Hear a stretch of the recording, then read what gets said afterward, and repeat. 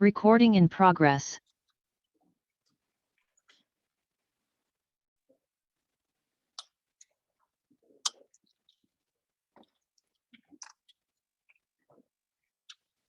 Remember, homework is just participation. If you did all of it, you got all of it. If you're missing a part of it, I just wrote, please turn this in, come back, send it back in.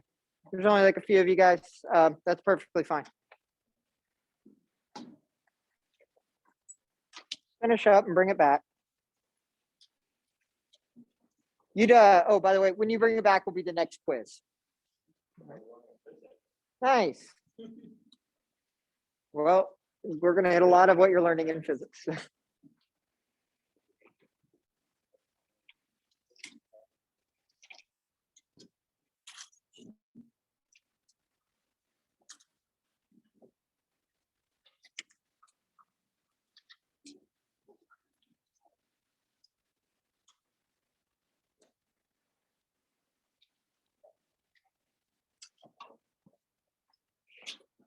While you're getting all settled, if you already know that you need a reassessment, I'm hoping to get these quizzes back to you. What's today? Today is Tuesday. The whole starting on Tuesday last week messed me up. But Tuesday, Thursday, I hope to get it back to you by Thursday. That's a really strong hope. I have some other work I got to finish for work, this same job too. So I'm hoping the latest I'll give it to you is next Tuesday. I can definitely guarantee that. So hopefully Thursday, if I can get to them, and then if not, it'll be next Tuesday. The 3 weeks for reassessment starts when I give it back to you. Okay. The day I give it to everyone, meaning you can't avoid me for 4 weeks and then not ever retake it, right? So when I give it to everybody, that's when the reassessment window starts. You have 3 weeks. The reassessments just have to happen in office hours. We could even, if that doesn't work for you, I can send one down to the testing center, right? So office hours are 1 to 3:30. You can come up and do that. You don't have to go to the testing center. You'll just sit outside my office and take it, or testing center. Okay. Let's wait until you hit me up about a reassessment until I give it back. Okay. So if you need it, just if you already know, right, then you know, but we'll start next week. Reassessments, the assessment will be harder, just be different. Along the same lines, right? Maybe that first problem, I just have you do something different with the vectors, right? Stuff like that. Maybe that last problem, I'll have 3 cables instead of 2 on something else. Something along those lines. Okay. Not necessarily harder, just different. Today, with the remaining time that we have, about 45 minutes, I'm going to cover all of 11.3. 11.4, I have already made a video. It is up. We're doing 3 sections this week. And the best way to get this to fit so I don't have to talk as fast as possible is to make a video for one of them. So you have 11.3 right now, we'll do. 11.4 is something called the cross product, which is another vector operation. There are 3 videos online for that. I did chunk them so they wouldn't be so long. Okay, so let's start here. 11.3, so we have worked with vectors, we defined them, and we've added, right? Adding and subtracting is just addition. The next natural thing to try to do with 2 vectors would be to multiply them, right? So we're going to talk about a bunch of different products and try to generalize it towards like what real numbers do. We get 2 different kinds of products, the dot product and the cross product. Let's take a look at the dot product before I start talking about maybe what they mean geometrically. It's kind of really, you have to like squint your eyes and wave your hands to try to understand what it means conceptually. Here's a definition though, and it'll get you through a lot of it. The dot product, if I have a vector u, right, that's on the screen there. So I can't point at the screen, I got to write on here. U and V, if I take the dot product, that's seeing the little multiplication dot in between, I just multiply my X components and add it to the product of my Y components. All I'm doing is multiplying U1 and V1 and adding that to the product of U2, V2. I like to just think the vectors being on top of each other, multiply down, add across. That's how I think about it. In 3 dimensions, which is where we're going for most of everything in this class, the dot product would just be multiply each component X, Y, and Z together, then add them together. So I think it's a pretty straightforward definition. It's not too bad. You just multiply your components and add them together. Now, geometrically, what this is doing is very difficult to understand to the point that I'm going to have a hard time explaining it. I have 2 vectors when I multiply them, a dot product. What I'm actually doing, the answer, one, this is an important question to ask. When I do the dot product, what does my answer look like? Is it a number? Is it a vector? Is it something else? It's a what? Think about what you do with your numbers. I multiply, then I add, so I just end up with a one number, it's a scalar, right? So sometimes if you want to write this down, some books will call this the scalar product. It's also in that paragraph above. No, I left that one out. Scalar product, and another name, but less used, is called, oh, it is there, I see it. The other one is called the inner product. 3 names for this: dot product, inner product, scalar product, all mean this.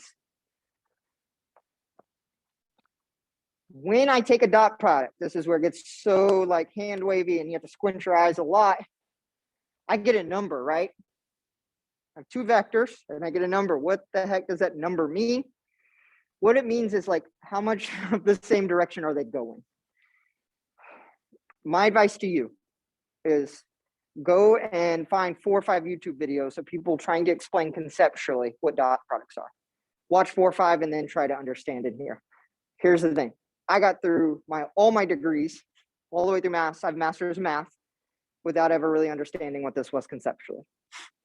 Okay, so there won't be anything, there are things that this like goes to that I understand that these properties will give me. But if you ask me to explain, like when I explain the product 5 times 6, I'm telling you what 5 is 6 times, right? Added together, or 6 5 times. When I multiply 2 vectors, what does that mean? And that's a big question. I have found that everybody is kind of like, this is kind of what I see. Okay, so with that, if you only understand that a dot product is this definition, you'll be good, right? You have enough knowledge to get their master's degree through math, in math, which will be more math heavy than most of your degrees. Cool, okay, so that is the dot product. The properties that they have is that they are commutative, meaning I can do dot product in any order. Think about that for a moment. Why would it not matter? Well, if I look at my multiplications, does it matter if I were to put V1, U1? No. If I turn them around the other way, it wouldn't matter. I'd get the same number. So they are commutative. They are distributive. That's nice. So dot product distributes over a sum, right? Thinking about through here. So that multiplication holds. If I have a C, a scalar, and I'm doing a scalar times the dot product, we actually do the scalar of one of the vectors and then take the dot product. I don't see that often. I don't know if I've ever actually straight used that. Number 4 just says if I take the 0 vector and I dot product with any vector, I get, makes sense, you're multiplying by zeros. All right, the last one, a vector dot product with itself is the magnitude squared. Remind me how to find a magnitude.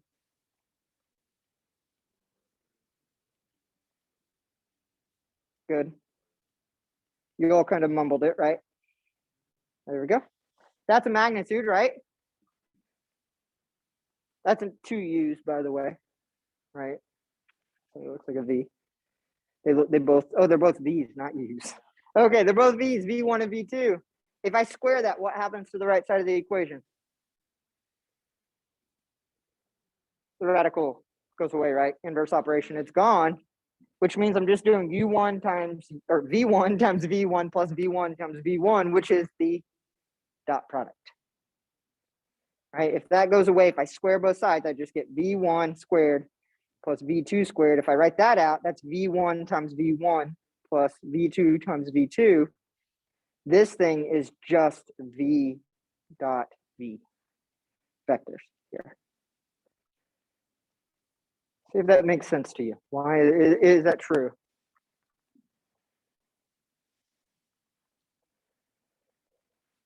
So anytime you see a magnitude squared, just think the dot product of itself. Or you can use the definition, it's faster to do that. All right, let's do some examples of these things, dot products. So I have that first example here.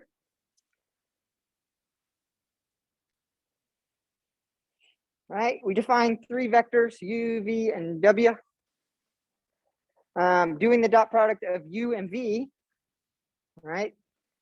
So let me write that out. U vector dot product with V vector. All right, so what I do is I multiply 6 times -5, and then I add that to -2 times -2. The x's multiplied together, the y's multiplied together. What's that end up as? -26? So again, this goes back to that question that I'm trying to lead you to, and I want one of you guys to get really interested, figure out how to explain it really well conceptually. Come back to me and teach me. Right? So if you can't do that, what the heck does -26 mean when I do a dot product? Right, okay. So going through there, if you can find a good explanation. I dug and dug for a long time, talked to my colleagues that teach Calc 3 too, and they're all like, yeah, welcome. Right, B here. So I have a dot product. What is our answer going to look like coming out of UV? U dot V. What do we get out of U dot V? Yeah, you're getting there right to that. I get what you're saying, but we get a scalar, right? And then I have a scalar inside where that dot product is, and I times it by W. What is my answer going to look like? Is it going to be a scalar or a vector? Vector, good.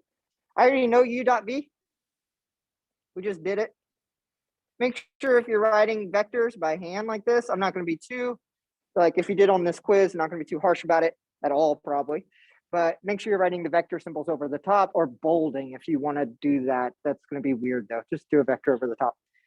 U dot V is -26. Not dot, right? Because I have a scalar times a vector. All I have to do is now multiply those components by -26. So this thing is equal to 26. 26 times 7 is 182. Somebody should check that, by the way. Okay. Don't trust my arithmetic.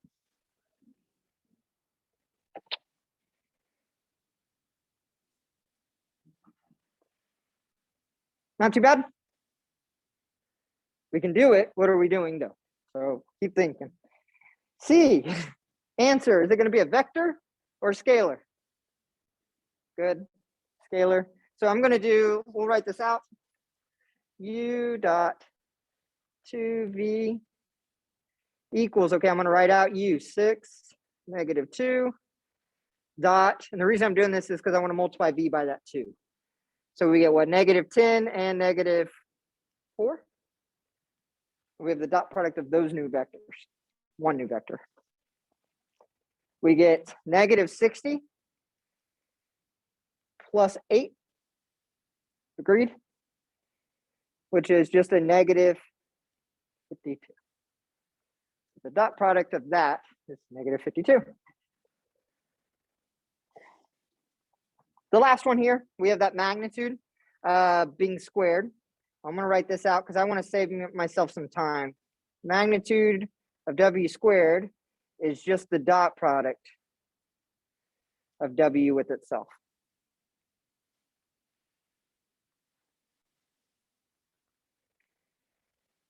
-1 times -1 is 1. 7 times 7 is 49. So the magnitude squared is 50.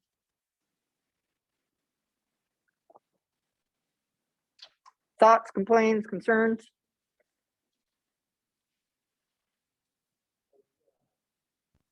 Can you hear me? Can you hear me? Hold on one sec. Yeah, go ahead. Do up. Right? Did I say it right? Cool. What? One sec, Matt. Okay. I want it written out for now. We are going to eventually move into where you're going to be doing a dot product in the middle of a big problem. At that point, I don't care.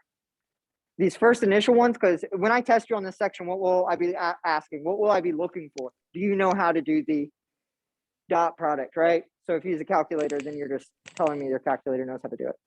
So at first, yes. Then as we move forward, use your machines. Okay, I have a question in Zoom. Matt, go ahead. Hold on. Fuzzy technical difficulties. Oh, you're fine. Okay. I was looking. What was I? Just come back to me. My apologies. So you're fine. Okay, let me know when you get your thoughts together. All right, we're okay on the dot product. Its definition, right? The answer to what it is, where I got, is kind of saying how much of the direction is one going with the other. that is where I've settled. And I'm still in my head, I'm like, what does that even mean? You know, so go ahead and look through that. If you guys found some great explanation, bring it to me, please. All right, I have dug and I just never got conceptually there. Cool, the cross product is a different thing. Cross product makes sense. All right, let's look at angle between two vectors. So if I have two vectors here, and I want to find the angle between them, we're going to come up with a formula. I'm going to derive it here. I have UV, those two vectors that are on the screen there, and I have the vector that covers V minus U, right? If it was U plus V, I'd do tail to tip and cross them, right? But U minus V, I just do tip to tip across. Okay, so does anybody remember? I need to solve. I'm trying to solve for that theta. With this given, this is a triangle. All I know is U, V, V minus U. If I take the magnitudes, I get the sides. And then I know theta. I want to solve for theta. There is a law in trigonometry that nobody can ever remember. I wish. It would be great if it was right angle, right? Law of cosines. Law of cosines. Good. I got it in my ears. I think some people said it out here. Law of cosines. So let's do our best to write that out. Does anybody have it memorized? Yeah, I got something else. Okay. C squared equals. Perfect. Good. Cosine of. Right? This is the Pythagorean theorem. What if theta was 90?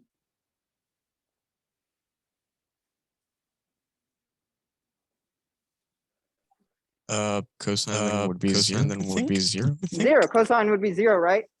Right. A lot of you guys said it in here in the chat as well, which means this would go away, right? What are we left with? Pythagorean theorem.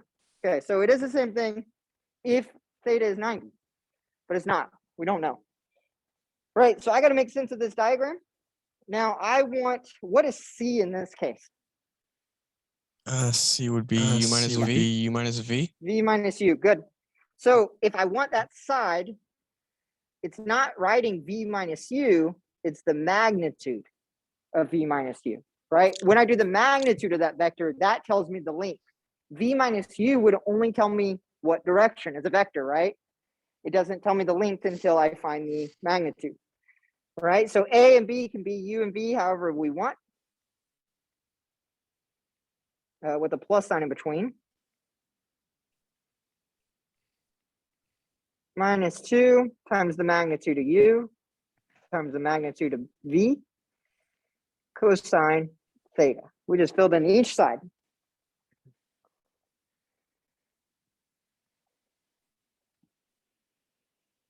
All right. Do you agree? I'm going to do a side work here. If you want to go off to point an arrow or something, I'm going to put it up here because I'm going to need some space. I wrote these notes. I'm going to, oh, by the way, I got some feedback. I'm going to give you guys a lot more space for notes. My next type up. So, okay. So giving that, I want to figure out what this is off to the side. And I don't want to rewrite everything a million times while I do so. How do I determine a magnitude squared? We just did this, right? It is the dot product.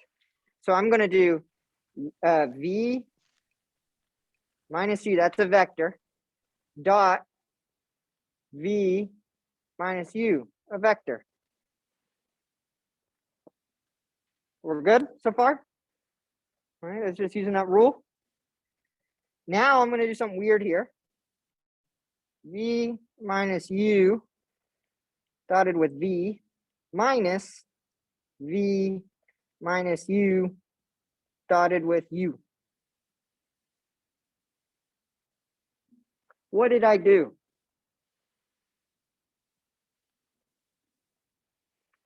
This would be the step in the book that they didn't show you anything, right? They just did that and then you stare at it forever.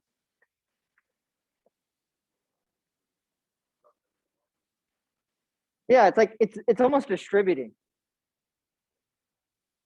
I took, come on, this times that, the whole thing, right? I also took this U times that. So I got V times the whole first one minus U times the whole first one.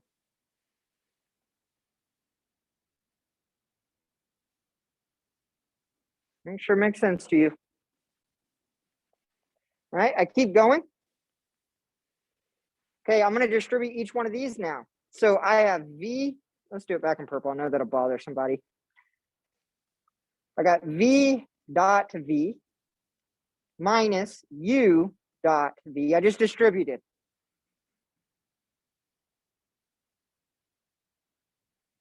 The next one I distributed again. I got U dot V. We can change the order, doesn't matter, right? We already discussed that. Plus U dot U. We'll stop for a minute. Let's get caught up. Make sure you understand each step. Why did we do that?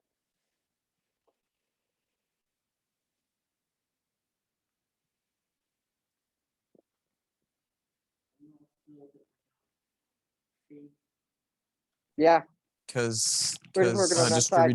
distributive property. Yeah, distributive property got us there for sure. Right, I'm going to keep going. I got, this is V, the magnitude squared. Do you agree? All right, so I take the magnitude squared, it just means the dot product. All right, we defined that last page. Then I have minus 2U dot with V. Got two of those. The last one, I got the magnitude of U squared. Now I messed up actually when I wrote the line under the cosine, law of cosines. I forgot some stuff on there, on this line. Did anybody spot it or notice it when I was writing it? I forgot my squares.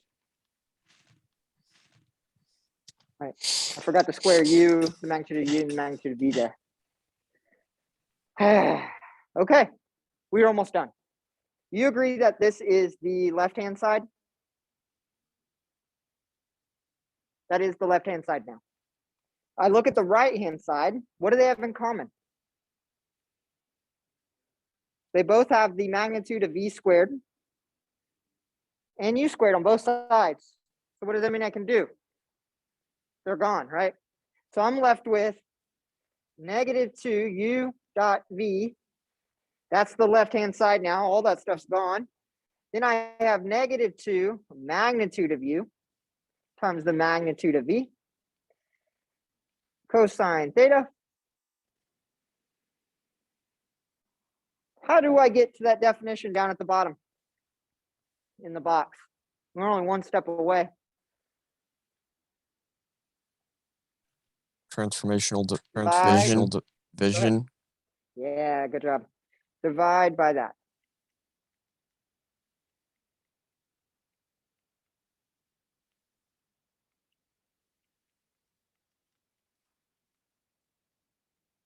There we go. The 2's go away, right? Negative 2's. And I'm left with our definition. But we didn't solve for theta. We almost solved for theta.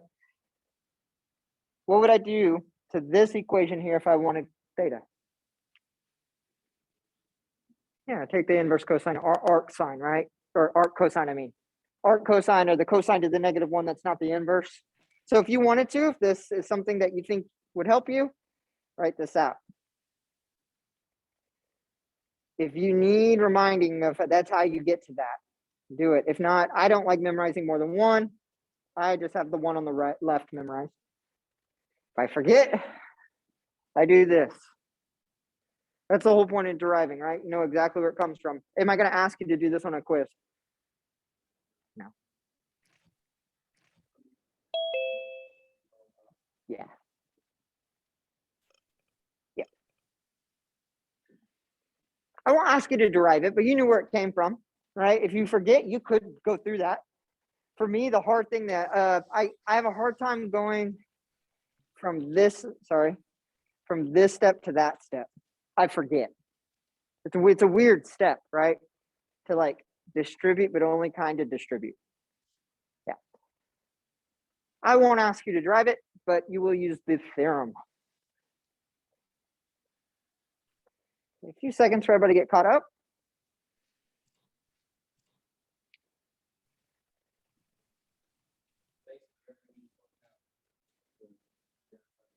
Yeah. we started here. This was the starting of it, but I did all this up here. So I didn't have to like write all this on the left-hand side while writing that over and over.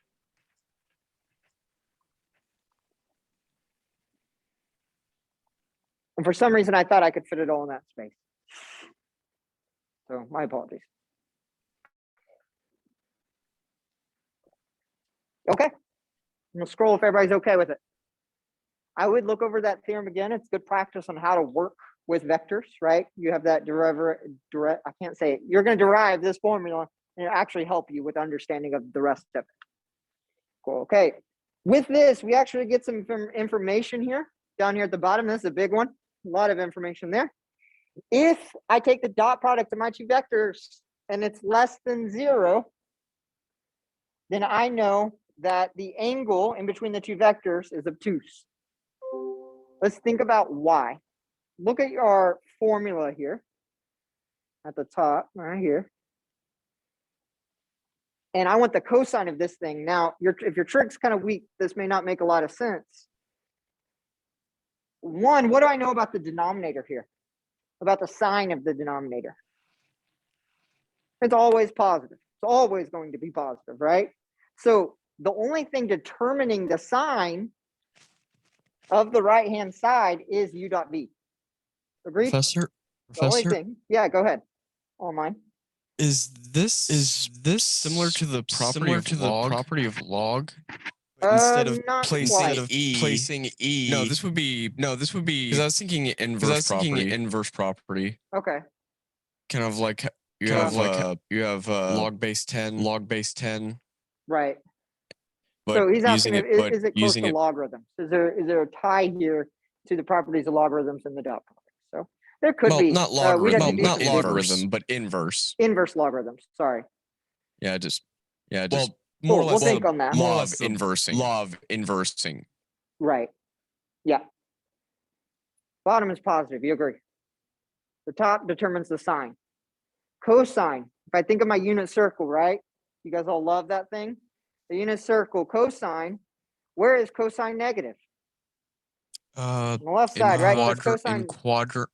Good. Yeah. Sorry, people here and there. So we have quadrant 1, 2, and 3, right? The left side over here, because your cosine is the x, sine is the y. Okay, so if cosine is negative, what quadrant is it in? If we're looking at angles that look like this, right? I don't care if it goes past the straight angle. If it goes past the straight angle, we can do reference angles. But all these other ones, if it's less than 0 and I'm only looking at quadrant 1 and 2, that tells me my angle is in 2 because it's negative. If my angle is in standard position, that means it has to go all the way past the 90 degrees into this quadrant 2, which causes the obtuse angle. All right, if the dot product is 0, right, this tells me that the angle between them is the right angle. This makes sense because if this is 0, u dot v, if u dot v is 0, the numerator of our equation or formula would be 0. 0 over anything that's not 0 is 0. What's the cosine of 0? Like where, not cosine of 0, but where is cosine 0? Right, not quadrant 1, but right up in the middle, right? Cosine's x. So if it's 0, then I don't go right, I don't go left, the angle's right in the middle. Hence, this is the thing you're going to use a lot. If the dot product is 0, it's a 90-degree angle. What are some other words for that 90-degree angle thing? Right angle, yeah, this means my two vectors meet perpendicularly. There's a better word for that in vectors. Usually perpendicular, we use lines. It's usually in algebra. For vectors, we use the word orthogonal, which just means they are perpendicular, but they're vectors. Moving with this, if it's less than 0, the negative on top, I had obtuse. If it was 0, I have 90-degree orthogonal. If it's greater than 0, that means cosine is positive. Where is cosine positive in quadrant 1 and 2? Quadrant 1, which means if my angle would have to be less than that 90, which means the angle between is acute. Let's do the weird ones. If the angle between was 0, they have to be on top of each other. right? Same direction, no angle. And then if the angle is pi, right, or cosine equals -1, the only time that happens is a straight angle. The things in the three in the middle are what's going to help us out understand some things later. Cool. What I just said in the box there, we got definition of orthogonal vectors, right? They are orthogonal, or they mean they meet at a right angle if u dot v is 0. Right, let's do some examples here. So we just want to find the angle between each pair of vectors. All right, so we're going to start with that formula. With that formula, what are some things that I need? I always do these things off to the side to help me work out a little better. I need the dot product of the two. I also need their magnitude. So let's just find those. So I'm going to just do this off to the side. Like I said, I'll give you guys some more room on this thing. I apologize. There's u dot v. Let's figure that out. So you do it while I do it at the same time, and we'll see if we get the right answer.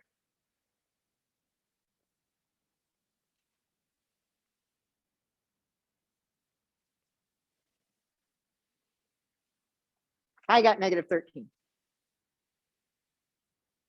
If you got something different, please let me know.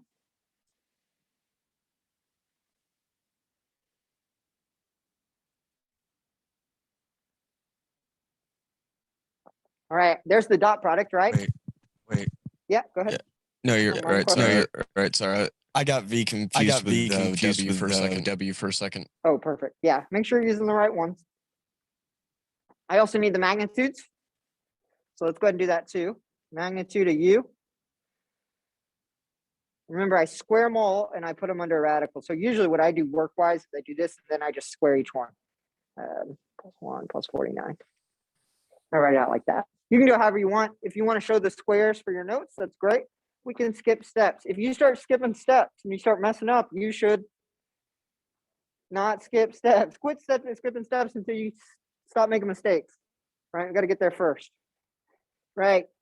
The magnitude of u, what is that? 75? Is it okay if I do this? 5 rad 3.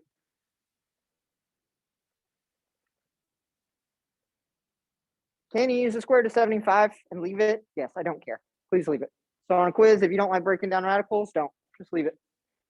Right, that's magnitude of u. Let's do magnitude of v.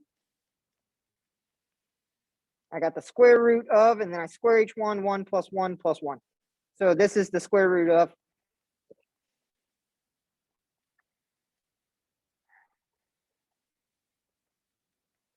All right, so now we have everything we need for the first problem. So let's write that out. Cosine of theta, that's what we're trying to find, is the dot product, which is -13, over 5 rad 3 times rad 3.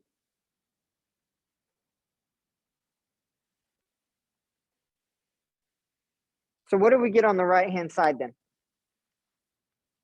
I got -3 on top. On the bottom, what do we get? I got 5 rad 3 times rad 3. 15, good. Yep. First, starting off, is this angle obtuse, right, or acute? Which one? Obtuse, because it's negative, right? Think about the cosine. The cosine's negative. That means it has to be in quadrant 2. So how do I solve for the angle now? Right, inverse cosine or arc cosine. And now it's a calculator problem.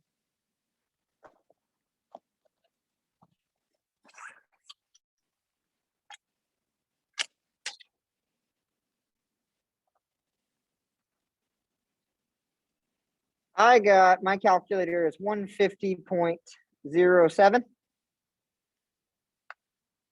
Does it make sense with what we said? Is it a obtuse angle? Yes. Yeah. It's obtuse. We're good. All right. So that's how we find our angles between. There's quite a bit of things that we have to find before we get to it, to the actual formula. Are you guys okay? I don't know if we need 3 examples for this. Do you guys want 3 examples of it? Or 2, maybe? If you want to see another one, nod head, yes. We're doing another one. Let's do one more. And then for the sake of time, I'm going to try to push through the rest.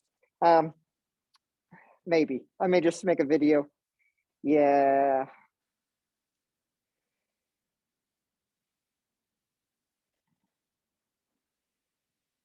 Let me ask you, it's just a preference thing for you guys at this point. Do you want me, there is a 15.4 video I made, right, for the next section. We're not going to finish this today. We get out at 50, right? 10 minutes. So we'll get there as far as we can. Would you guys rather me make a video finishing it up or push it off till Thursday? And then we'll do the next section. And if I don't finish the next section of class, that'll be a video. The second option, anybody disagree with that? Let's vote. First option is I make a video of the rest of this section. Second option is we do it on Thursday. If you want me to make a video of the remaining of this and not Thursdays, raise your hand. Vote one way or the, now we're reaching that problem. Go ahead and raise your hand again for that one. Hi. I'm just going to count 1, 2, 3, 4, 5, 6, 7. Make a video for, that was this one, right? Make a video for Thursday instead and do it in person.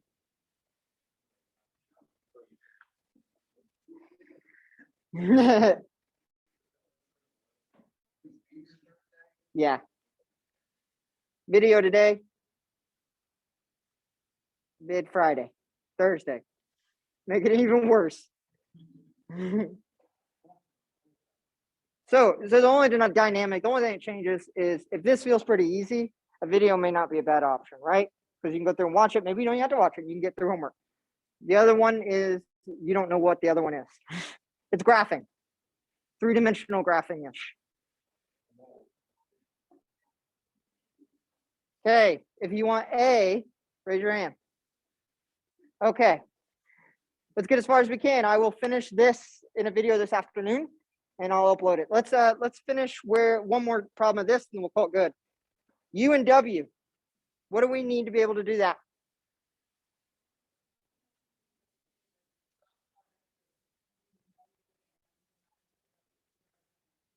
Absolutely perfect. We already have magnitude of U. We do need the dot product of the two, and then we have magnitude of W. I do my dot product of U and W. That's right here and right there. I get 10. My brain quit working for a moment. 4 and 70. 84. Thanks. Man. Oh, wait. -1 times -4. Yeah. That's okay. Magnitude of W, the square root of, okay, I look at W, I got 4 plus 16 plus 100. I got 120. We can leave that. I think we could break that down. 4 goes into it, right? 430 times. We could leave it. All right, so cosine of theta is 84 over 5 root 3 times root 120.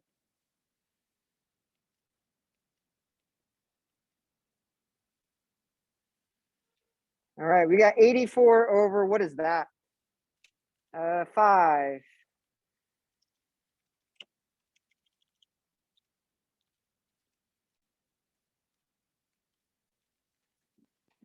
I got 30 root 10. That's what this thing does. So that's why I recommend this. This will actually give me that. Anyways, I could, from there, I could reduce, or I could just go ahead and take my cosine. I'm going to be lazy and just take my inverse cosine.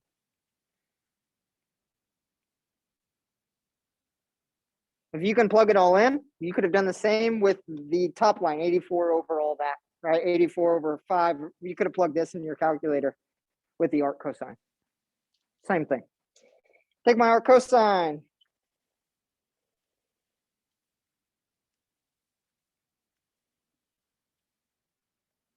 I got 1. Is it acute, obtuse, or straight or right? It is acute. Good, because it's positive. This is roughly, so I'm going to do an approximation. We got 27.7 degrees. That looks good. Still makes sense with what we said. Acute.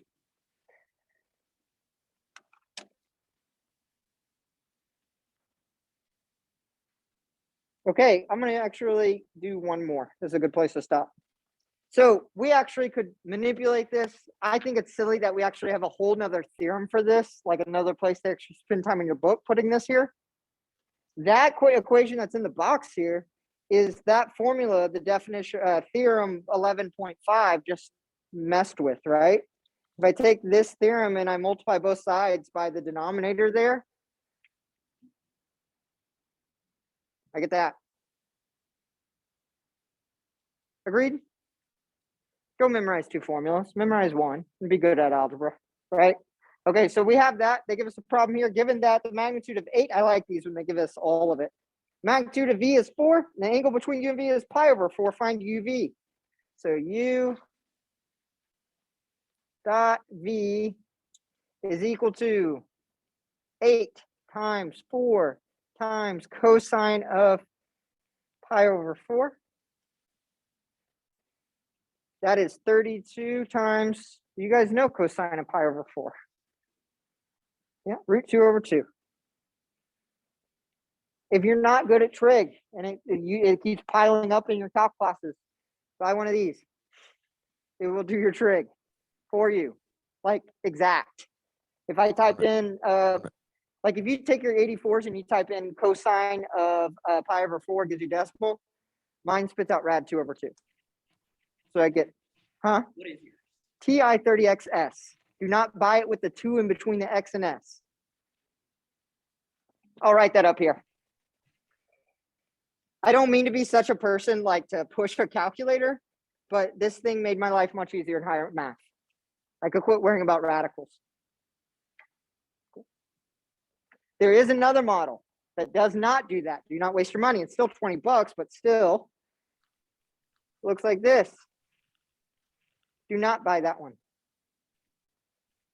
They look almost identical. So they're in blue or pink or yellow. All right, finishing this problem. The dot product, what is that? 16 rad 2? We're good. We can leave it like that. All right, what we're gonna work on after this will be like, this next thing will be the basis of all of what we're about to do for like 2 chapters. Something called a projection through the dot product. So make sure you go home. I will get a video made this afternoon that will get uploaded. 11.4 is already uploaded. Keep in mind, we have a quiz again next week. And the quiz is over. Let me pull this up real quick. I already have it open. The quiz will be over 11.3 and 11.4 a week from today. Start your homework now. Do it now. Don't wait till last minute, or do. It's your life. I'll see you guys in 2 days on here in person.